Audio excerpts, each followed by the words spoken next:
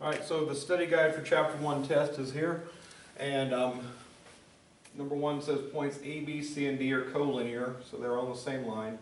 That means the segment addition postulate's in play here, and we got a bunch of segment sections in here, and they tell us that BD equals 15. So I'm going to start off with that fact. There's B, there's D. So this segment here has a length of 15.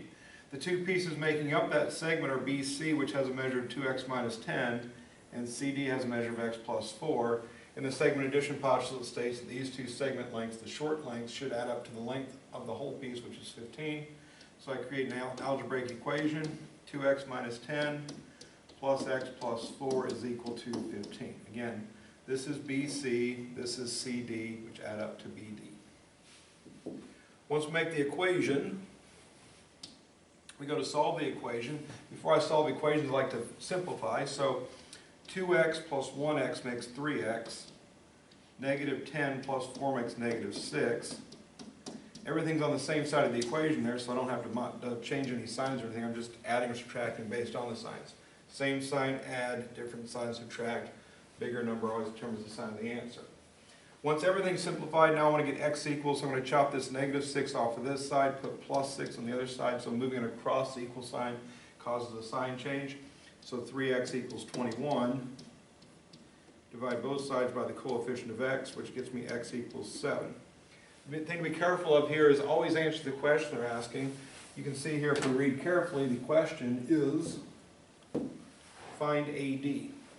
AD is the length of AD, so starting at A going all the way to D, that's what AD would be. And AD is the length of this whole piece of segment. If x equals 7, that means x plus 2 is 7 plus 2 or 9. 2x minus 10 is going to be 14 minus 10, which is 4. And x plus 4 is going to be 7 plus 4, which is 11. So 9 plus 4 plus 11 would be what AD is. So AD equals 24 will be the sum of those three pieces. So again, find the length of the whole thing, but you have to find x to be able to do it. So that's how number 1 is going to be on the test. Numbers 2, 3, and 4 all involve this picture. I'm going to have that picture for each slide. First one asks for the midpoint of AB. The midpoint formula involves how to find the x-coordinate and the y-coordinate of the midpoint. You're simply going to average the x-coordinates and y-coordinates of the 2 points that you have listed. So, and it should have A and B on here. I don't have that, so let's call that A and let's call this B. So point A, if I'm starting at origin, I'm going 2 to the left and 2 up, so the coordinates are negative 2, comma 2. X first, y second. So left 2, negative 2, up 2, positive 2 for an xy coordinate. The b coordinates are to the right 4 and down 4. So again, the x coordinate, we're going right 4, positive 4, down 4, negative 4. So we can very easily identify the coordinates of A and B, just like that. Now if I apply the formula, this formula here has to do with the x sub 1 and the x sub 2, which is the x coordinate of the first and the second point. So negative 2 and 4. So if I apply this formula, the x coordinate of the midpoint is going to be negative 2 plus 4 all divided by 2. The y coordinate of the midpoint tells me to take the y from the first point and the y from the second point, add them together. So the y from the first point is positive 2, the y from the second point is negative 4. So I'm going to get 2 plus negative 4 divided by 2. So again, I'm simply applying a formula. Add the x's, divide by 2, add the y's, divide by 2. We're averaging to find the midpoint. So the halfway point is found by an average. Negative 2 plus 4 makes 2, and 2 over 2 is equal to 1. 2 plus negative 4 is negative 2. Negative 2 divided by 2 is negative 1. So the midpoint, I'll call M, is going to be positive 1 for x, negative 1 for y. And there is my midpoint. So if I just were to plot that here, 1, negative 1, it should lay on the line, as you can see. And this length and that length should be equal, which they look equal. So that would be a quick check if you wanted to do that. Number 3, same figure. Again, they don't have A and B listed. Okay. when we want to find the length of AB, again, we can identify the coordinates. There's an actual formula we could use.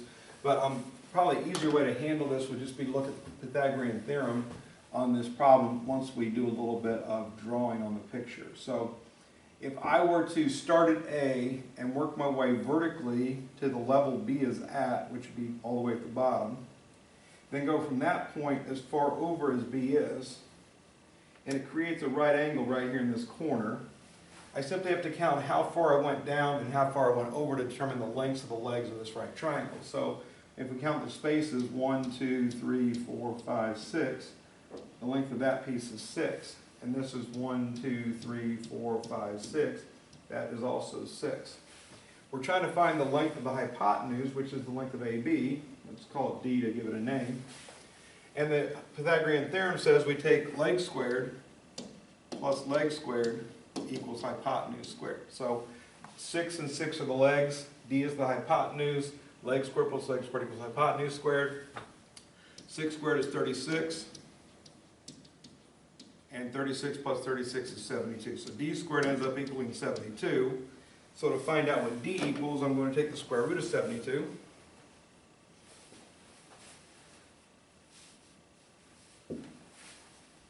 So 72 square root is 8.48528 and so on. So I'm going to write 3 decimal places, 8.485. So when it says round to the nearest hundredth, the hundredths place is the second decimal place, and the next digit determines whether to go up or stay the same. 5, 6, 7, 8, 9 we go up. 4, 3, 2, 1, 0 we stay the same. Since we have a 5, I'm going to go D is equal to 8.49. I would give you most credit for 8.48, but I'll give you full credit for 8.49. So make sure that you are rounding correctly. Your high school students should be able to round numbers. So go at least 1 or 2 decimal places past. So the next number we did, of course, was, if I rounded 48528 right here, so 28 like this. Only focus on this number and this number. So this is what I'll run around to. This is number that determines whether or not, if this is like 49, you want to make that 5 and then make that go up 1 because of it. So just be careful of that. So that's how you're going to do that one. Number 4, what are the coordinates of points 5, 6 of the way from A to B? So again, make sure on the test I have it labeled properly. So there's A, there's B, and I'm going from A to B. I gave you several different ways to do this. The easiest way, I think, that made most sense to everybody was to look at the directional distance from A to B horizontally and vertically, or vice versa. It doesn't matter what direction you go. So if I'm going from A to B,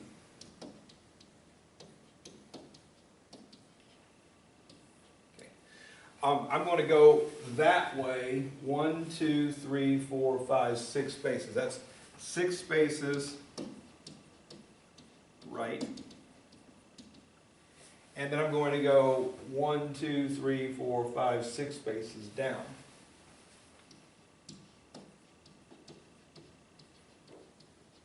And if you just imagine you're living at point A, and you go 6 right and 6 down, you end up at B. So that just gives you the correct directions from A to B. It's a matter of counting. That's what we're doing.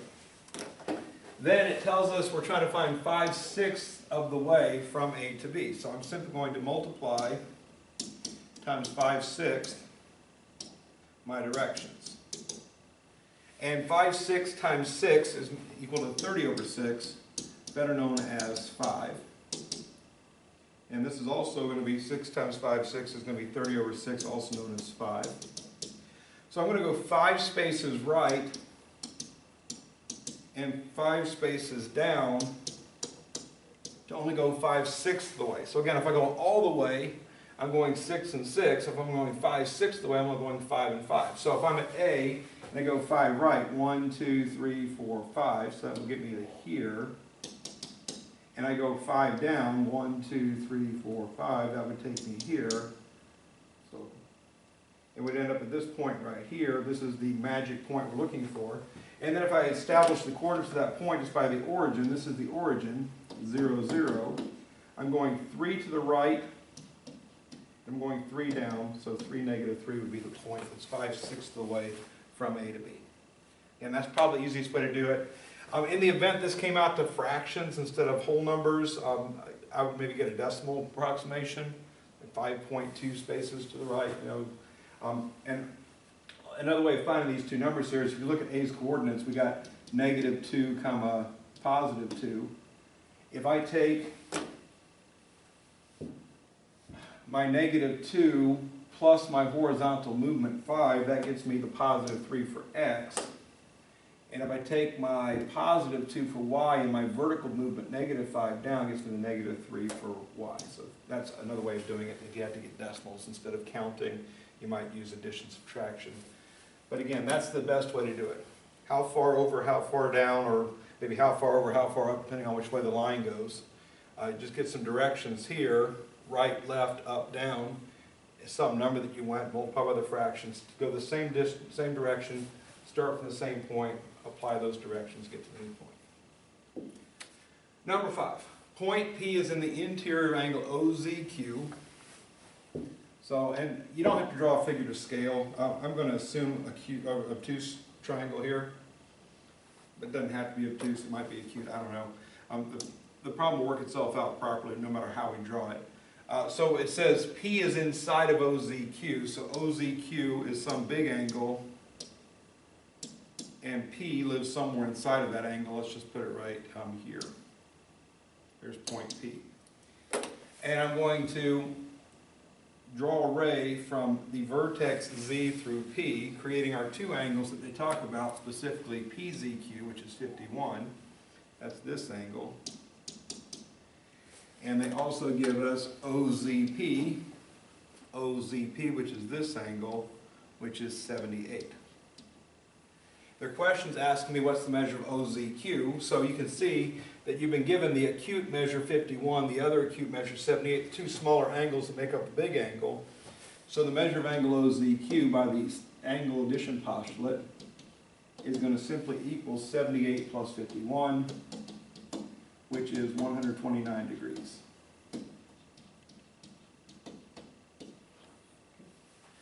The problem on the test will be an angle addition postulate property. If I happen to give you OZQ, for example, if I gave you this measure here is 129, and that measure there is 51, for example, still the angle addition postulate is happening. The missing angle here, let's call it x to give it a name.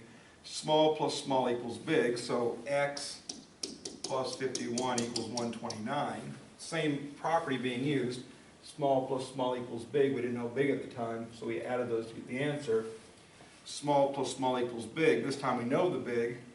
Subtract 51 to get x equals 78.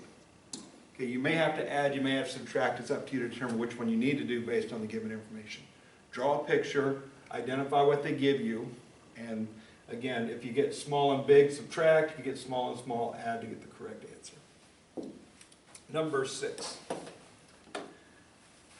First thing I look for in a decreasing sequence is subtraction. Subtraction is the easiest kind of sequence. If that's what it is, that's great. Otherwise, we move on to multiplication by a fraction. 24 minus 5 is 19. 19 minus 5 is 14. 14 minus 5 is 9. It's consistently the same number being subtracted. So I can see it's a minus 5 pattern. So to get the next three numbers, I take the number I'm at, 9. Subtract 5, I get 4. Take that number, subtract 5, I get -1. Take that number, subtract 5, I get -6. So 4, -1, and -6 are the next three numbers in the sequence. Expect it to be a simple pattern, I would assume. Number 7. Provide a counterexample for the following conjecture. So if they're telling us to provide a counterexample, they're telling us it's false. Counterexample happens when we make this true. We have a number is odd in between 100 and 110.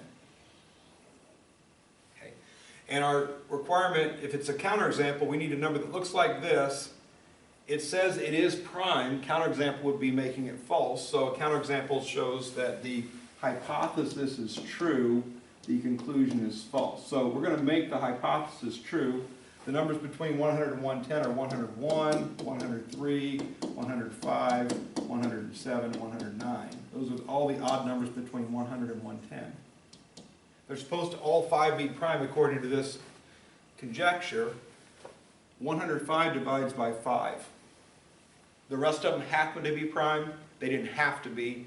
In order for this to be true, they would have all had to be prime, but 105 isn't. So, as far as a counterexample, 105 does, or is not prime. Let's go that way. 105 is not prime. And again, all a counterexample is this number matches this description here, but it doesn't do that. Right? That's all a counterexample is. Proving their statement wrong with a fact. Number 8.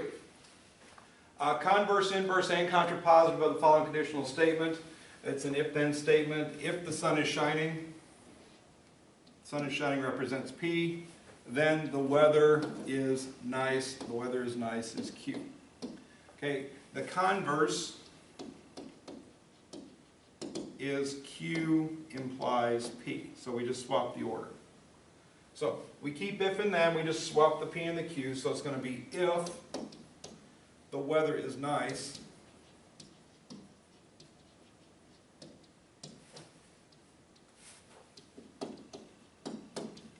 then the sun is shining.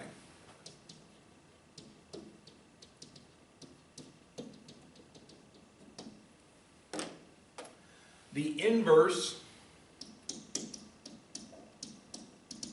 is not P leads to not Q. We're going to negate both statements, keep them in the same order. So if not P, then not Q. We're simply going to not both of the statements. So if the sun is not shining, then the weather is not nice. And again, the easiest way to negate something is to say not. If somebody says something is, you say that same thing isn't. That's how you say that's how you negate something. Finally, the contrapositive of the statement. Contrapositive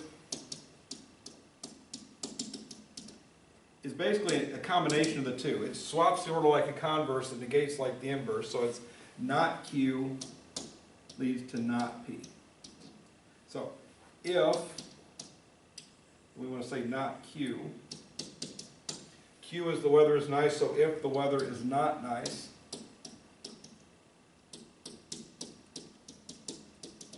comma, then not P, the sun is not shining.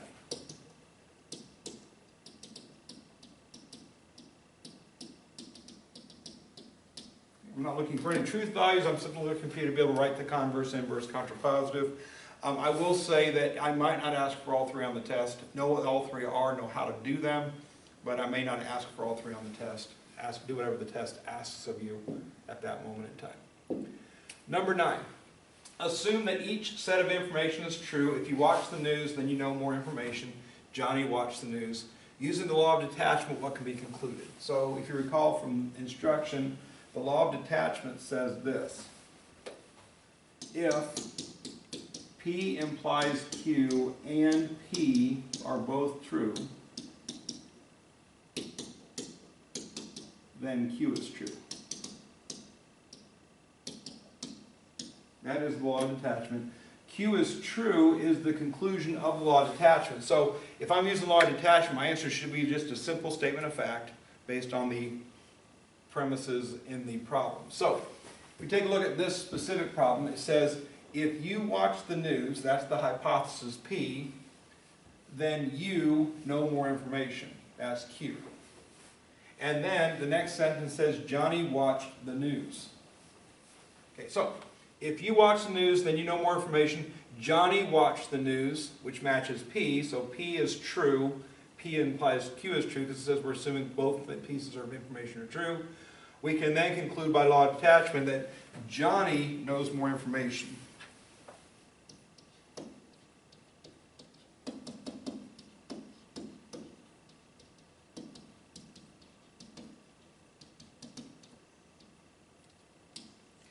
On the quizzes on this, some of you would have put you know more information, even though Johnny's the one watching the news. So be careful that you identify based on this. So watching the news leads to knowing more information. Who watched the news? Johnny. So Johnny knows more information. Make sure it says Johnny, not you. You don't write the conclusion word for word the same. Make the same meaning, but make sure the person in reference and the problem is going to be the one knowing things in this case. Number 10. So assume each set of information is true, and we'll read it in a moment, but it says law of syllogism this time. The law of syllogism, if you recall from instruction, says if P implies Q and Q implies R are both true, then P implies R is true. That's what it says. P implies Q and Q implies R. An if-then statement and a second if-then statement with a common piece here. So the conclusion of the first one matches the hypothesis of the second.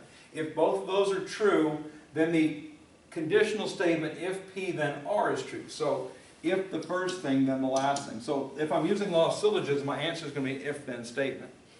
And in this case it says if you eat your whole dinner, that's a hypothesis, then you get your favorite dessert. And then the next statement says if you get your favorite dessert, which matches the previous conclusion, then you are happier. Okay, so P implies Q, Q implies R, so therefore P implies R. So I'm going to say if you eat your whole dinner,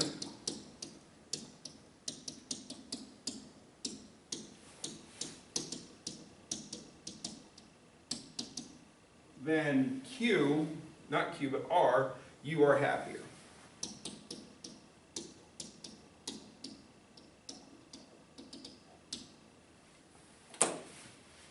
So basically the idea is if this happens, this has to happen. That's how law of detachment works. And then that happens, so this happens, that has to happen, so the first thing leads to the last thing. So that's basically how it works. But again, a law of syllogism, if it says this, this will be an if-then statement conclusion. Your conclusion is another if-then statement. If the first thing, then the last thing. So identify the first and last, take out the middle. That's all I want to see on your paper. Final problem is a proof, and on the test it's going to be partially done for you. In my opinion, is very straightforward. I think everybody who's been trying their proofs should be able to get this very easily. It will not be this exact same proof. It will be a proof that you can handle based on your current knowledge of the geometry you've been doing. This one in particular, though, just to remind you how to do a proof. 1 and 2 are vertical angles. So that's what vertical angles look like. They're just cross each other at an intersection. That's the given information. Always start your proof with your given information. So I'm going to write step 1, angle 1 and angle 2 are vertical angles.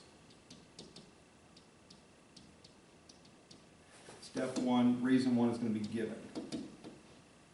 Always start with given. The next thing I would do in this proof, I want to prove an equality, or sorry, a congruence. So I have to first prove equality. I need to prove 1 and 2 have equal measure. Using what I can see with my own eyes, this is a straight line. 1 and 3 make the straight line. So I'm going to say measure of angle 1 plus measure of angle 3 is equal to 180. I can also see that this is a straight line, and these two angles make it, so I can say measure of angle 2 plus measure of angle 3 equals 180. The reason for both of those at the same time is there's 180 degrees in a straight line.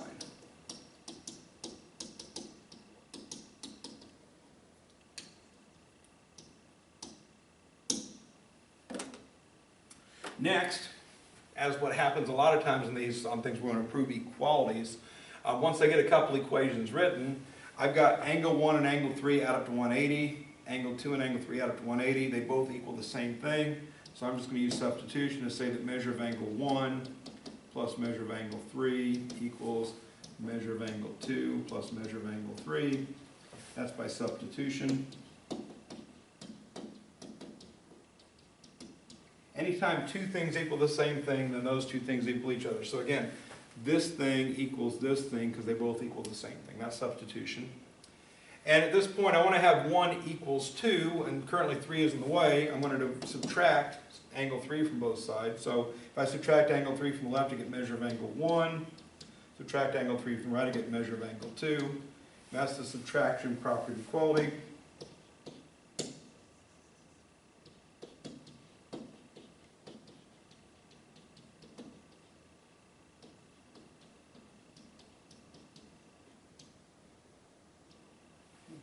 Again, all that property says, all the properties of equality state this. If you have an equation, then what can you do? Subtract the same amount from both sides. All I did was subtract angle 3 from both sides. I'm using the subtraction property of equality. Once angle 1 and angle 2 are equal, then I know angle 1 and angle 2 are congruent. This type of statement always starts off by an equation, meaning equal. So they are equal to each other measure-wise, so the angles themselves are congruent. And the reason for congruence is always the definition of congruent, whatever you're dealing with. In this case, we're dealing with angles, so definition of congruent, angles. That'd be the entire proof there. Again, on the test, you're going to have part of this filled in. Maybe I'm going to give you this, you write given, or maybe I write given, you write this. Maybe I write something like this, you write that, or vice versa. So some of the statements, some of the reasons will be filled in. You just have to fill in the rest of them. This is a 12-point problem. The other problems are 6 points each. So the test itself is worth 72 points. And I hope you do well on it.